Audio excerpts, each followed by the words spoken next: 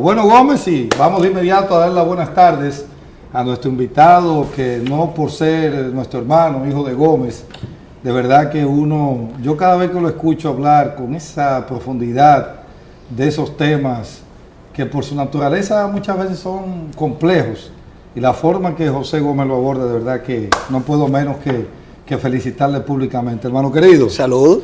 ¿Todo bien? Un placer para mí estar aquí. Bienvenido, eres. Gracias, gracias. Cuéntanos qué entiende José Gómez que va a pasar el martes. Y te lo digo porque en una anterior visita que tú tuviste con nosotros, yo te hablaba de que si puede darse el mismo fenómeno que se dio en las elecciones pasadas, que Hillary Clinton en el 16 ganó el voto popular, sin embargo el voto de los estados fuertes lo ganó Biden. En este caso, ¿podía darse algo similar, José? Sí, mira, lo primero es siempre cuando uno habla de este tema es entender que en Estados Unidos no hay una elección, sino 50 elecciones concurrentes. O sea, cada estado hace una elección independiente y cada estado aporta, dependiendo de su población, una cantidad de representantes al colegio electoral, que es el que se reúne y entonces elige el presidente. A partir de ahí, pues es importantísimo, es lo más importante, entender quién puede llegar a los 270 votos del colegio electoral que eligen al presidente. Quien tenga 270 tendrá la mayoría y entonces tendrá la oportunidad de gobernar los próximos 4 años.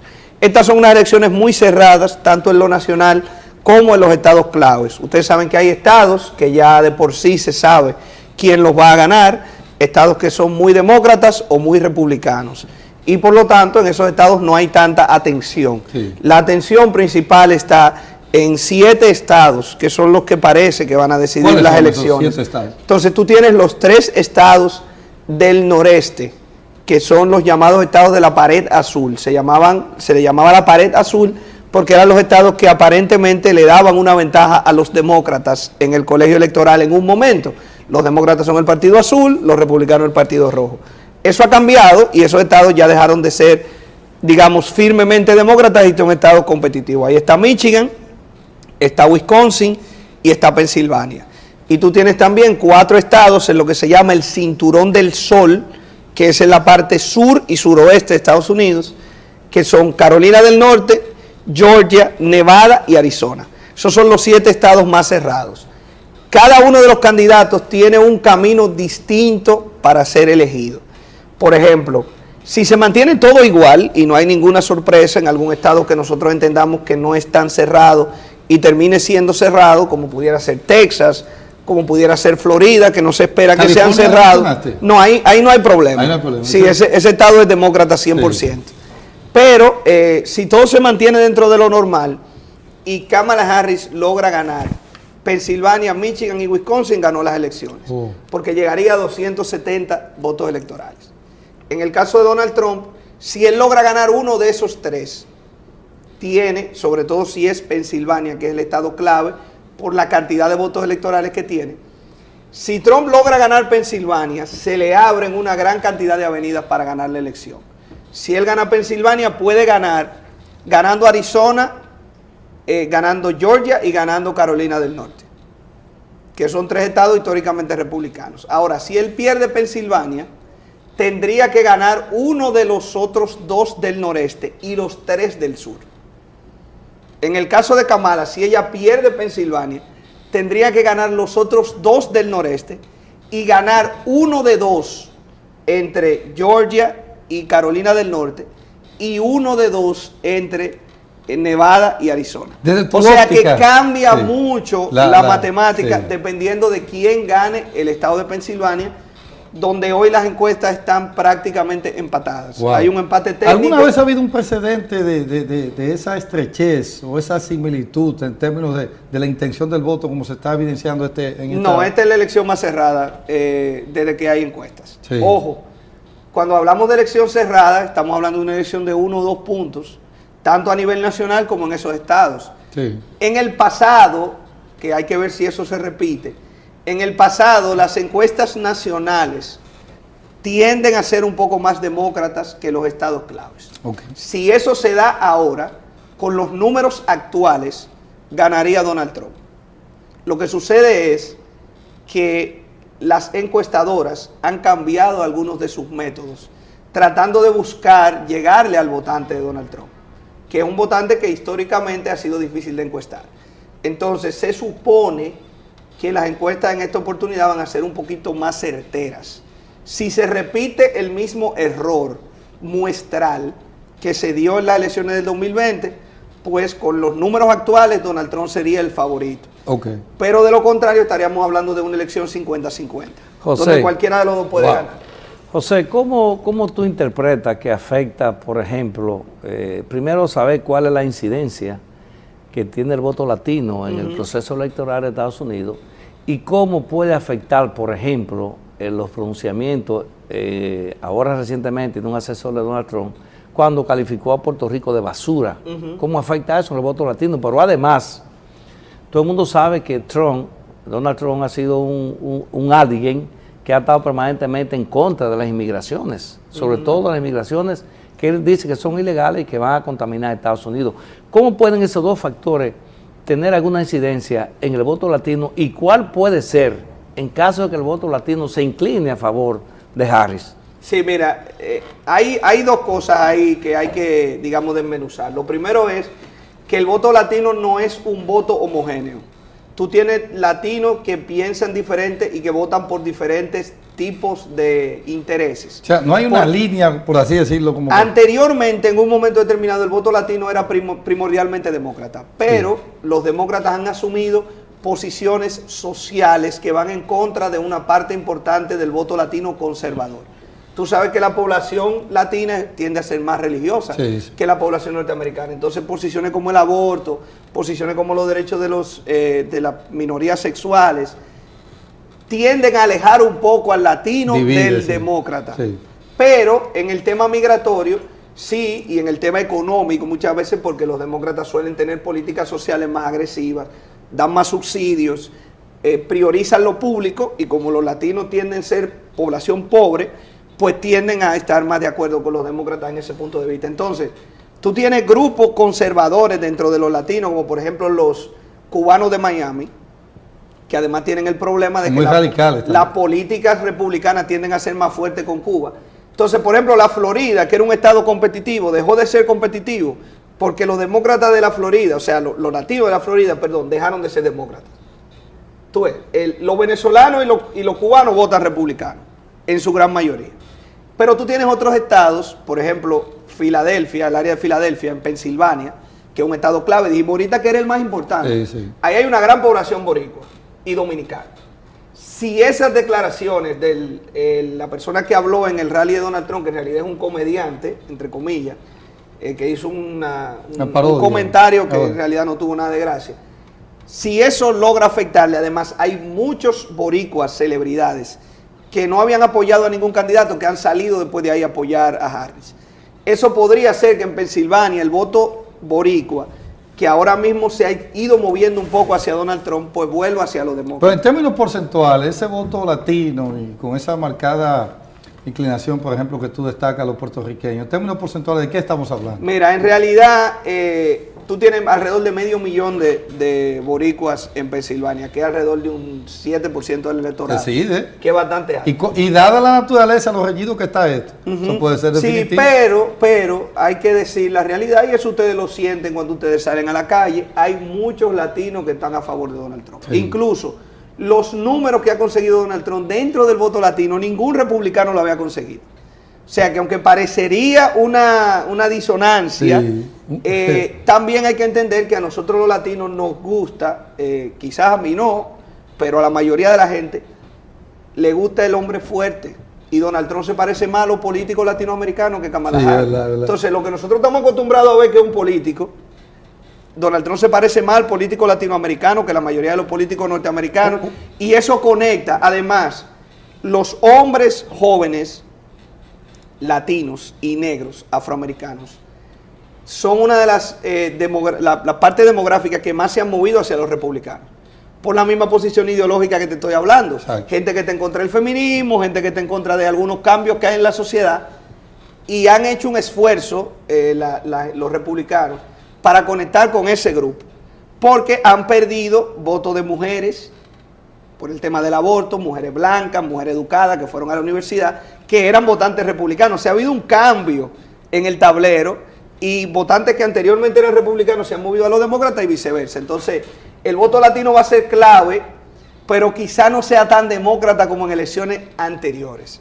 Eso puede cambiar en estos días con el voto boricua, que no es la totalidad del voto latino, pero fíjate que hay muchísimos dominicanos en Estados Unidos que están abiertamente con Donald Trump. En el caso de Kamala, debe ser la pronunciación así, Kamala, no Kamala. Sí, Kamala. Kamala En inglés, por lo menos. Kamala Harris. Sí. Ahí está bien. Okay. Sí. En el caso de ella, José, desde tu óptica, tu perspectiva, ¿tú piensas que ella va a obtener un mucho mejor resultado que en el hipotético escenario que hubiese sido Biden? Sí. Sí, no tiene dudas de eso. Sí, está claro. Incluso la elección volvió a ser una elección tan cerrada porque ella entró al escenario. Porque durante mucho tiempo la elección fue muy cerrada hasta el debate entre Biden y Trump. Cuando se da ese debate, pues ustedes vieron lo que sucedió. Biden lució muy mal, sí. Eso hizo a la gente, digamos, empezar a preocuparse por la posibilidad de que él pudiera gobernar 4 años más. Y ahí entonces cambió muy a favor de Trump. ¿Qué sucedió? Vino una luna de miel, de Harris, donde empezaron a subir sus números cuando ella empezó a ser candidata. Ella incluso se puso un poco por encima, pero era normal que eso se revirtiera. Comenzaron a llegar los anuncios, la publicidad negativa de parte de Trump y ha vuelto todo, digamos, al inicio, que es una elección muy cerrada donde prácticamente es imposible hoy Disculpa, Gómez, decir un ganador. En ese tenor, la figura de un Barack Obama, por lo que significa, un hombre que tiene un verbo, un orador de fuste, abolengo y pedigrí, cada vez que ese señor habla, deleita. Es un, como aquí le llamamos, un encantador de serpientes. ¿Qué tanto ayuda eso a la causa de Kamala Harris cada vez que Obama tiene una participación? ¿El voto está definido o tú entiendes que eso, él le ha ayudado a que ese porcentaje aumente? Yo creo que en realidad lo que sucedió en los primeros días de la candidatura de Harris fue que la base demócrata se cohesionó alrededor de ella. Pero ese porcentaje de 3 o 4%, pues tú estás hablando de un país extremadamente polarizado, donde es muy difícil cambiar de una persona de opinión. Sí. Esto es más de quién logra hacer que la gente se entusiasme, que tu base se entusiasme para ir a votar, o desincentivar a la base del contrario, hacer publicidad negativa para que alguien que quizás está interesado en votar por Donald Trump diga, bueno, yo mejor me voy a quedar en la casa porque yo no creo que él se merece votar por él, pero no quiere decir que esa persona va a votar por Harris. Entonces yo lo que creo es que Obama y esa gente del Partido Demócrata ha servido para cohesionar la base, pero la realidad es que está muy polarizado. La gente no cambia de opinión muy fácilmente.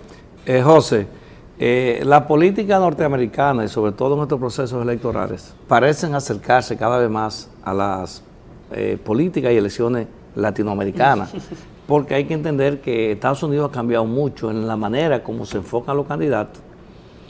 Y la política también ha cambiado como con una movilidad hacia la parte social y hacia esa dinámica, yo califico como chercha, ¿no?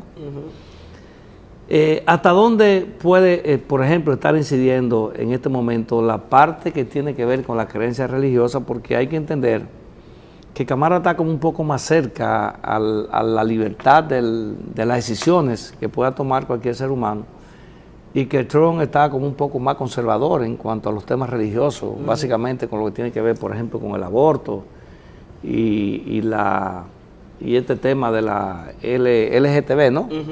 Que ahora es LGTB, T, Z, W, X, eso tiene Z, J. No son tantas letras, no son tantas. Pero mira, hay un par, pero no son tantas. Entonces, ¿cómo tú crees que puede tener, porque cuando hay elecciones que los competidores están tan cerca uno de otro, y que apenas está jugando con el margen de error de las encuestas. Correcto. Cualquier cosa puede cambiar la balanza a favor de un candidato específico.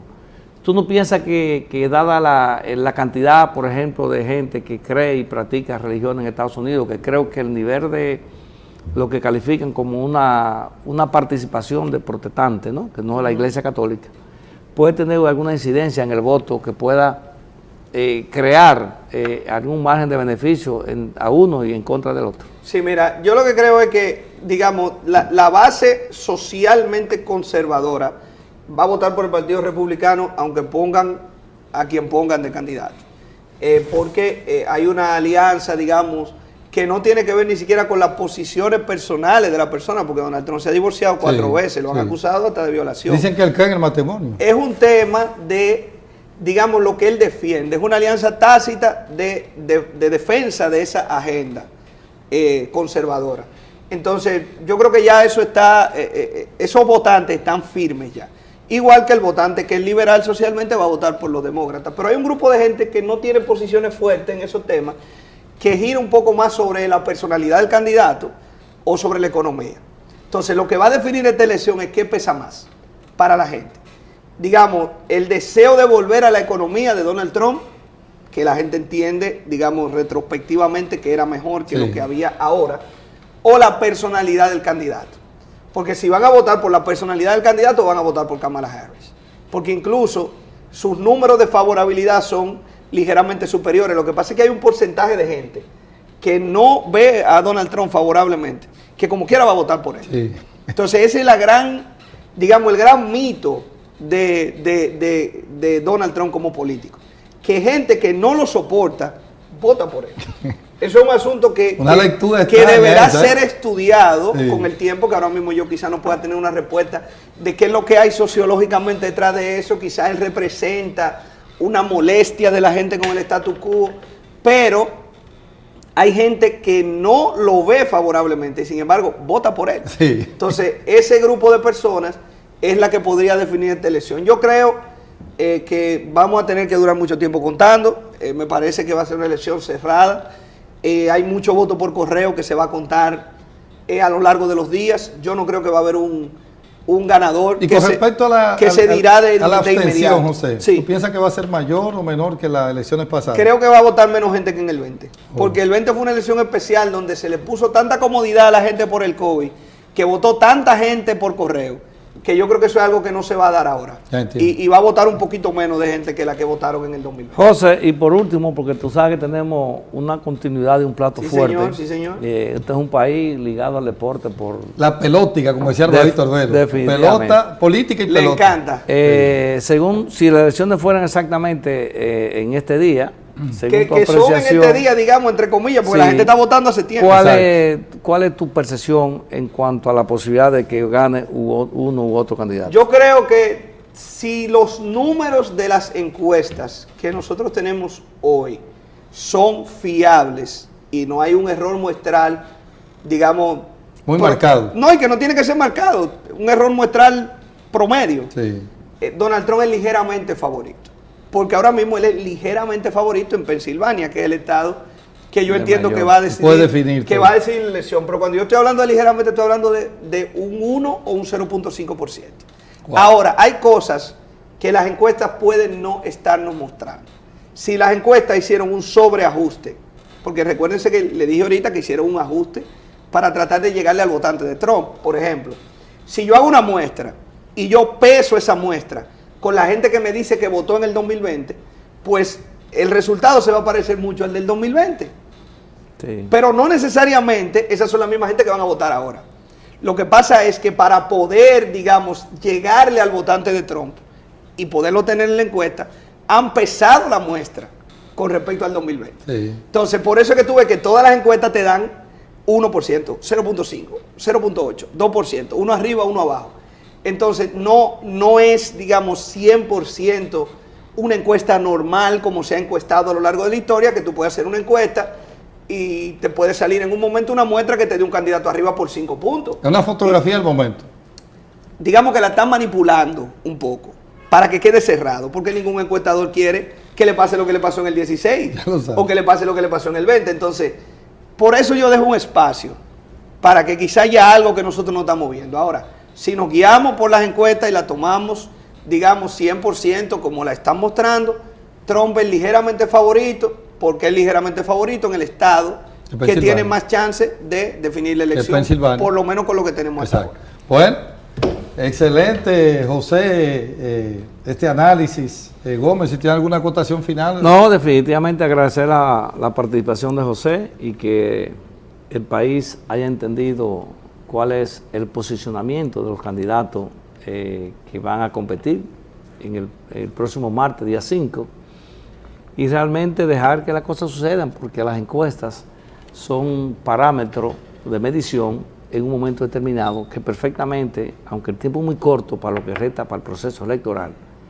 puede cambiar cuál es el destino del proceso electoral de Estados Unidos, valga la redundancia, porque además están muy cerca los candidatos. No, y quiero decir ya por último de mi parte, que cuando una encuesta habla de un margen de error de un 3%, quiere decir que puede ser 3% para arriba o para abajo para cualquiera de los dos candidatos, o sea que tú tienes que dar un margen de 6 en realidad.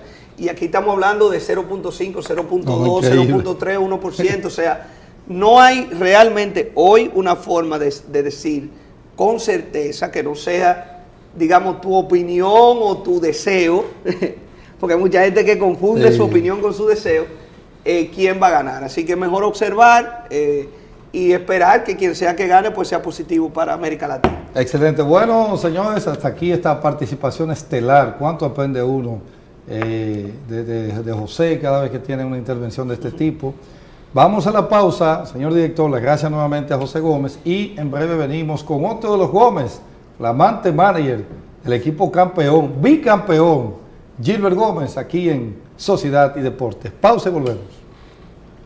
Bien, de vuelta, mis amigos, a este su espacio Sociedad y Deportes, y tal y como les habíamos anunciado, ya está aquí con nosotros en Sociedad y Deportes Gilbert Gómez, manager campeón del conjunto azul, los Tigres del Licey, que nos acompaña en el día de hoy. Hay que decirlo, es mi hermano. Porque si es mi hermano tengo que decir, pues hay gente que se molesta, pues es mi hermano y es hijo del señor Gómez, hermano querido. Gracias, ¿todo gracias, bien? Gracias. Gracias, hijo, por acompañarnos. De verdad que nos sirve de mucha satisfacción y sobre todo dándole gracias a Dios porque ustedes compartan con nosotros este espacio que se ha convertido en un toque de queda a nivel nacional los sábados de 3 a 4 por Cinevisión, un canal para gente inteligente. Bueno, pedirle, Gómez, disculpas a los patrocinadores, ¿verdad? Porque para tratar de obtener el máximo provecho, en el caso de José Gómez y ahora de Gilbert Gómez, vamos en esta semana a limitar un poquito lo que es la exposición de los comerciales. Sin embargo, prometemos que le vamos a compensar en las próximas semanas. Gilbert, el equipo ha ganado 6 en forma consecutiva al momento de hacer este espacio. ¿Cuál entiendes tú que ha sido hasta el momento la clave? Después de un inicio 0 y 2, viene ganando 2 en línea, pierde 2 más, se pone con 2 ganados, 4 perdidos, y entonces al ganar 6 consecutivos el equipo tiene marca de 8 y 4. La clave de lo bien que ha estado y sobre todo ese picheo y ese bullpen, Gilbert. No, mira, yo entiendo que ha sido la consistencia. Al final, nosotros los primeros partidos demostramos capacidad de nosotros poder hacer la cosa que habíamos hecho. Definitivamente la consistencia de como tú mencionas, el picheo de bullpen, los batazos oportunos, la calidad de la defensa, que aunque todavía nosotros entendemos que podemos mejorar la defensa, hemos estado jugando mejores partidos defensivos. Sí. Pero definitivamente ha sido la consistencia de esos 3 componentes que te menciono y el crédito a los muchachos que realmente no se han quitado. Hemos tenido partidos en esta racha de 6 partidos consecutivos donde hemos iniciado perdiendo, donde los abridores no han salido de las primeras 2 entradas, donde hemos tenido déficit temprano en el juego, pero los muchachos con energía y esa confianza de que nosotros podemos venir de atrás, creo que claro, el pedigrí de campeón, de que sabemos cómo hacer la cosa en los momentos críticos, pienso que ha sido fundamental para nosotros estar jugando la pelota como la estamos jugando. Tú sabes un aspecto antes de pasar nuevamente con Gómez. Por ejemplo, todo el mundo sabe los primeros 2 partidos, sobre todo 2 de esos partidos contra el Escogido, que lamentablemente Jairo Asensio, el relevista con más partidos salvados de todos los tiempos en la pelota invernal dominicana, no hizo el trabajo. Y eso obviamente motivó, después de muchas críticas, incluso a nivel de las redes sociales, la gente despotricando. Y yo siempre he dicho, oye, Jairo puede salvar 15 juegos y eso no se destaca. Cuando falla uno, se lo quieren comer vivo.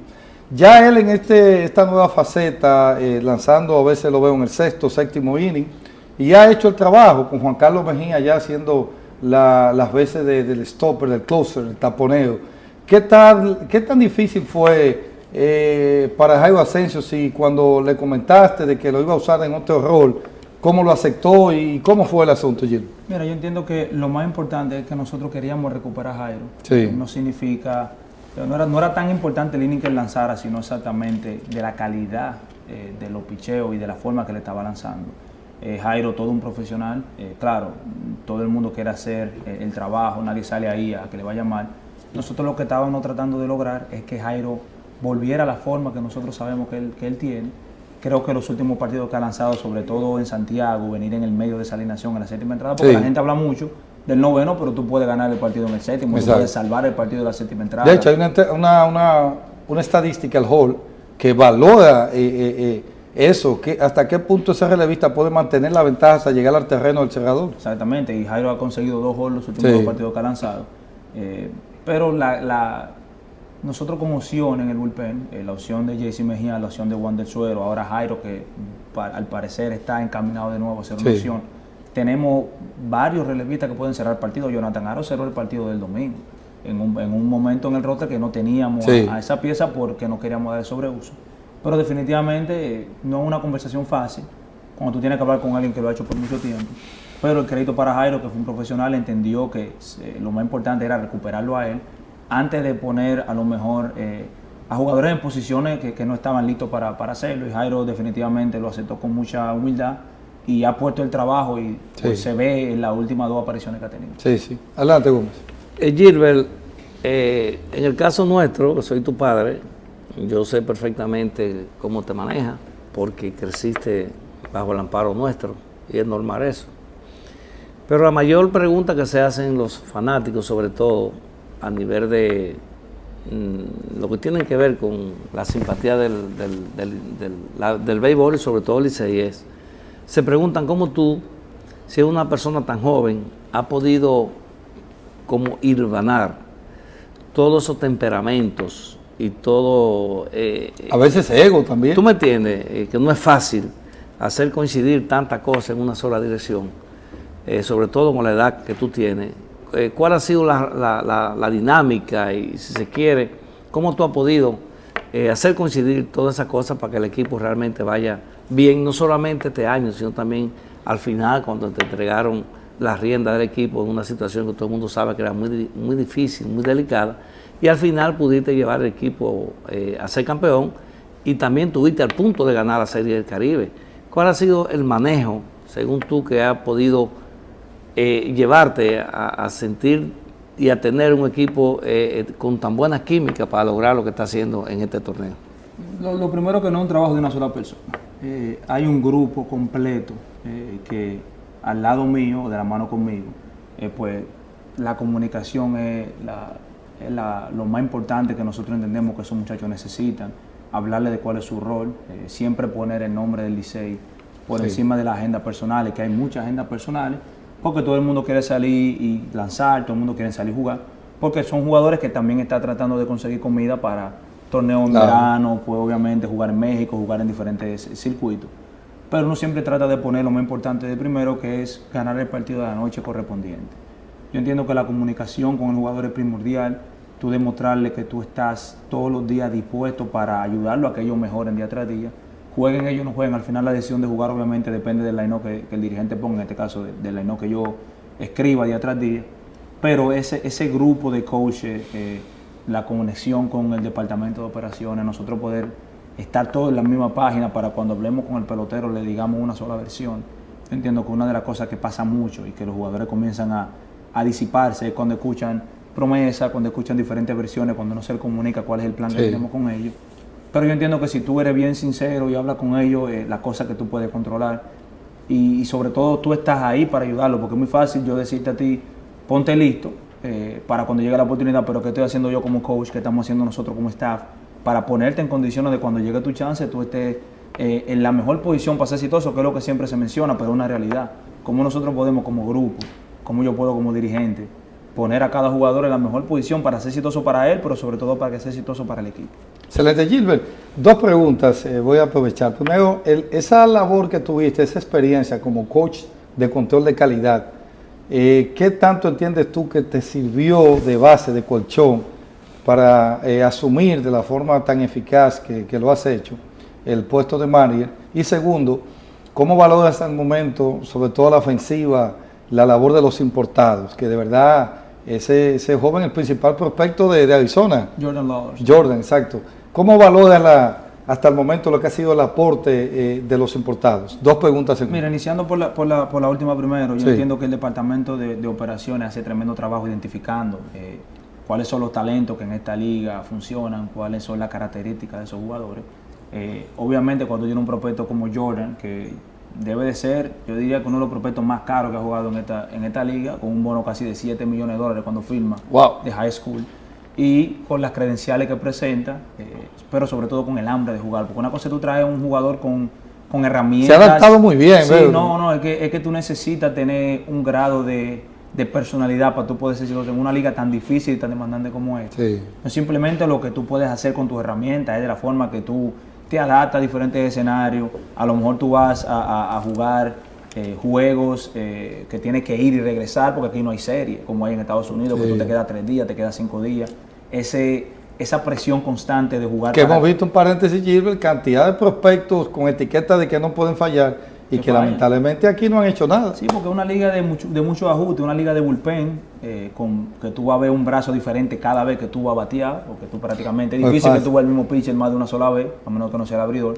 Pero la personalidad de Lora y la personalidad de los demás importados que hemos traído, Daniel Johnson, Davidson, los lanzadores, creo que el Departamento de Operaciones hace tremendo trabajo, primero identificando el talento, pero también identificando el make-up, que es cómo el jugador se comporta. Excelente. Y con respecto a lo de control de calidad, definitivamente me ha dado la oportunidad de conocer las estadísticas y de poder utilizarlas a la hora de tomar decisiones. Claro está que tú tienes que ver el partido y utilizar tu film, y yo entiendo que el hecho de yo haber jugado por 7 años en los circuitos minoritarios, conversaciones con demás hombres de béisbol, me ha dado a mí una mezcla entre ambos componentes, donde yo entiendo la data, pero también hay que ver quién está caliente o cómo el jugador está en el momento, y creo que te da una mejor oportunidad para tú tomar una mejor decisión. Excelente.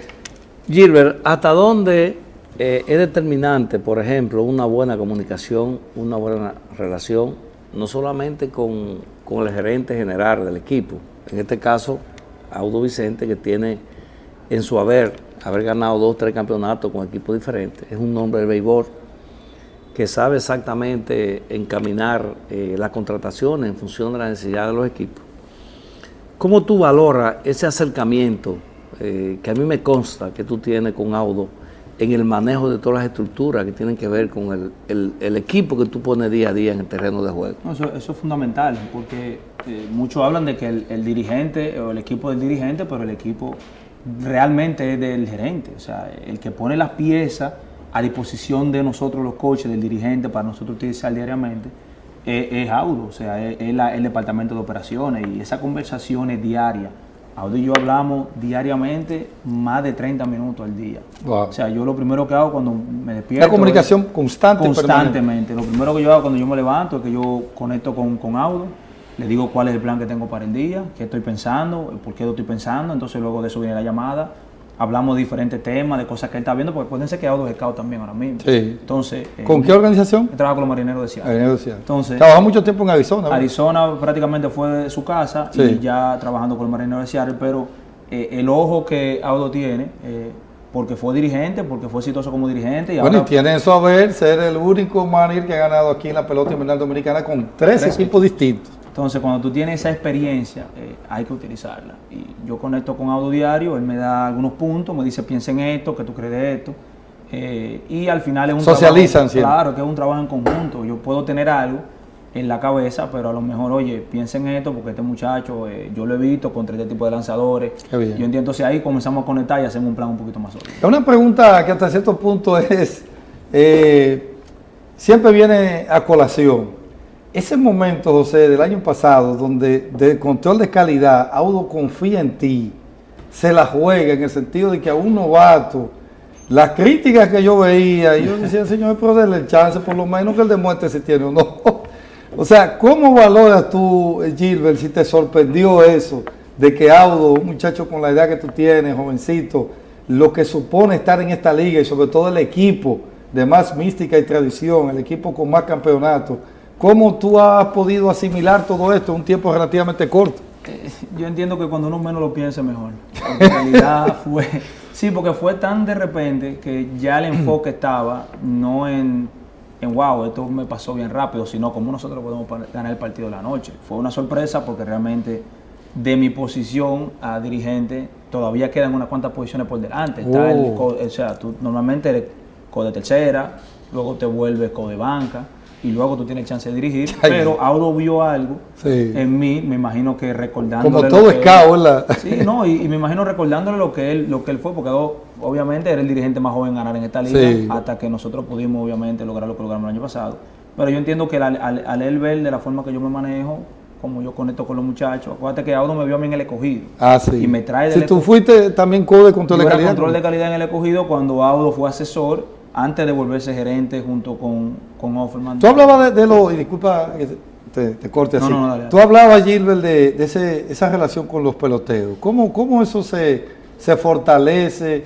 ¿Cuáles son las bases, los cimientos de esa bonita relación? ¿Eso se da con el día a día, desde que tú estabas en Liga Menor? ¿Cómo has podido desarrollar eso? Porque con todo el que yo he conversado en ese sentido, me habla, oye, un muchacho, una estrella. ¿Cómo se logra eso? Es como tú mencionas, desde que uno va iniciando con muchos de estos jugadores, yo o jugué con ellos, o lo vi jugando durante mi carrera en Liga Menor, o lo vi ya como por ejemplo Emilio Anderson, lo vi por encima de mí, o sea, era fanático de ellos. Entonces yo siento que cuando primero tú tienes respeto por la profesión, respeto por los jugadores, tú entiendes lo difícil que es salir ahí todos los días, porque eso es lo que la gente no entiende. La gente cree que simplemente llega al play y jugar pelota. Esa gente desde las 12 del día ya llegan a un play, a un terreno, a prepararse, a ver el video, a hacer su rutina. O sea, cuando tú tienes respeto por ellos y tú también estás ahí con ellos, pues ellos entienden que tú estás en el mismo bote con ellos. Excelente. Luego de eso es conversar. Gilbert, esta es una liga, un béisbol muy exigente, donde parece que los fanáticos muchas veces establecen las reglas de juego. Porque aquí salir de un manager, eso es cosa que es como beberse un vaso de agua fría. Porque sencillamente yo entiendo que los dueños de equipo entienden que los fanáticos son los que pagan la taquilla y al final son los que pagan los peloteros. Cuando tú comenzaste este torneo, que tuviste 2-0, sobre todo por tu falta de experiencia. 0-2. O 0-2. Sí. Por tu falta de experiencia, aún viniendo de haber ganado un torneo recién pasado, ¿tú sentiste algún nivel de presión en cuanto a entender que, dada la condición... La presión la tenía yo no veía redes sociales en esos días. Bueno, yo no quiero expresar la mía, pero también era grande. Entonces, ¿cómo tú manejarte esa parte emotiva, esa parte emocional?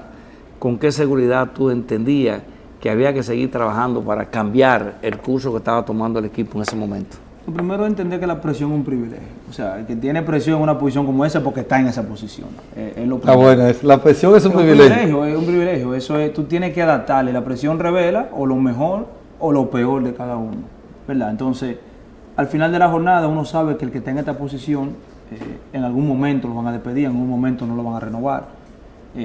Uno no puede tratar de crear, de darle mucha importancia a eso, simplemente de enfocarse en lo que tú puedes controlar. ¿Qué es lo que podemos controlar? Bueno, la preparación de los muchachos, la motivación, porque parte del trabajo de nosotros como dirigentes es cómo nosotros podemos hacer, cómo yo puedo hacer que el grupo que está por debajo de mí juegue duro para mí, cómo yo puedo hacer que ellos salgan con un propósito día tras día para lograr lo que queremos lograr. Pero la presión está ahí y uno sabe que una racha mala te saca de tu trabajo, pero al mismo tiempo, mientras menos uno le presta atención a eso y uno se enfoca más en cómo nosotros, el problema es obvio. Cuando no se está ganando, el problema es obvio, no se está ganando, pero cómo yo puedo hacer o cómo nosotros podemos revertir eso. Exactamente. Gilbert, ¿no usas redes sociales? La gente me pregunta constantemente. No, nada de eso. Me mantengo al margen. ¿Cero distracciones? Sí, porque es que ya de por sí uno tiene poco tiempo para estar con su familia. Este trabajo es bastante demandante. Entonces, si agregamos algo malo que tenemos que dedicarle tiempo, pues entonces perdemos tiempo de estar con él. A lo mejor. Y así no ve cuando empiezan a criticar. Mira, Gilbert, aquí todo el mundo, o creo que en su mayoría la gente sabe que tú trabajas para los Mets de Nueva York, que el año pasado fuiste ascendido de la clase A corta a la clase A fuerte. ¿Cuál es tu posición frente a, aunque el futuro no es predecible, se vive el día a día, pero cómo tú entiendes que el equipo está confiando en ti hacia un proyecto de mayor envergadura y si hay la posibilidad de que el año que viene, o este mismo año, perdón, porque la temporada ya comienza alrededor de julio, agosto, ¿no? Sí, más o menos, sí. Si hay la posibilidad de que tú vuelvas a repetir en la clase A fuerte o si tienes alguna idea de si el equipo puede moverte un poco hacia una categoría un poco más fuerte como lo hizo el año pasado. Y en ese mismo tenor, ¿qué significó para ti, para que la una con la pregunta de Gómez, el hecho de que el equipo te haya Tú tuviste como una semana en el equipo. Una semana, sí. Al lado de Mendoza, el manager. ¿Cómo valoras eso de parte, ese gesto de parte del equipo? Si fue como un premio, si es lo que se estila, para que lo mezcle todo. No, mira, los MES definitivamente han hecho tremendo trabajo con los dirigentes de Liga Menor. Ellos, sobre todo los dirigentes de los niveles más altos, Clase A Fuerte, AA, AAA, todos fuimos a Grande Liga por una semana, luego de que nuestra temporada se acabaron. Y es como es parte del proceso de los MES, de ellos hacer que nosotros veamos cómo las cosas fluyen allá arriba y pues obviamente premiarnos por un arduo trabajo que se hace desde abril hasta septiembre. En relación a la pregunta que papi me hizo, como usted menciona, a mí no me gusta tomar la cosa mucho a futuro. Yo trato de hacer el trabajo día tras día. Ahora mismo los MES me tienen de nuevo trabajando por la organización. Yo acabo de firmar un contrato por 2 años, gracias a Dios, con la organización. Estipulado para dirigir en Brooklyn de nuevo, en el mismo nivel. Clase A Fuerte. Clase A Fuerte otra vez. Brooklyn Cyclones. Pero definitivamente eso no, tú sabes, yo no trato de decir que yo quiero estar en Grandes Ligas. Eso es algo que obviamente todo el que trabaja en Liga Menor quiere que eso pase. Pero el enfoque realmente está en desarrollar a esos muchachos que la organización confía y te pone en esos niveles y pues tomar la cosa paso a paso. Bueno, el tiempo se hace corto aquí en televisión. Finalmente, Gilbert, a esa fanaticada azul que está celebrando, al momento de hacer este espacio, el equipo tiene 8 ganados, 4 perdidos, a 1 los Leones le han escogido y han ganado 6 partidos en forma consecutiva.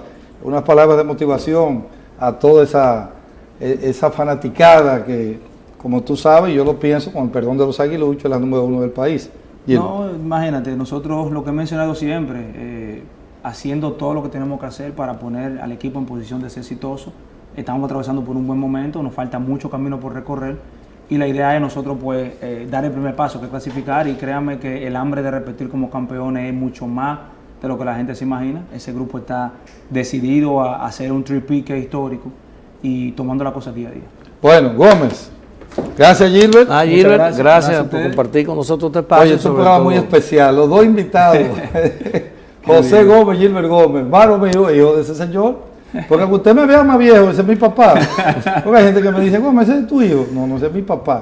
Gómez, despido a usted. Bueno, agradeciendo la sintonía del pueblo, como es normal, en su programa Sociedad y Deporte, y esperando que el próximo sábado pues estemos aquí para seguir compartiendo con ustedes noticias importantes en el mundo de deporte, sociedad y política. Buen fin de semana. Bye bye.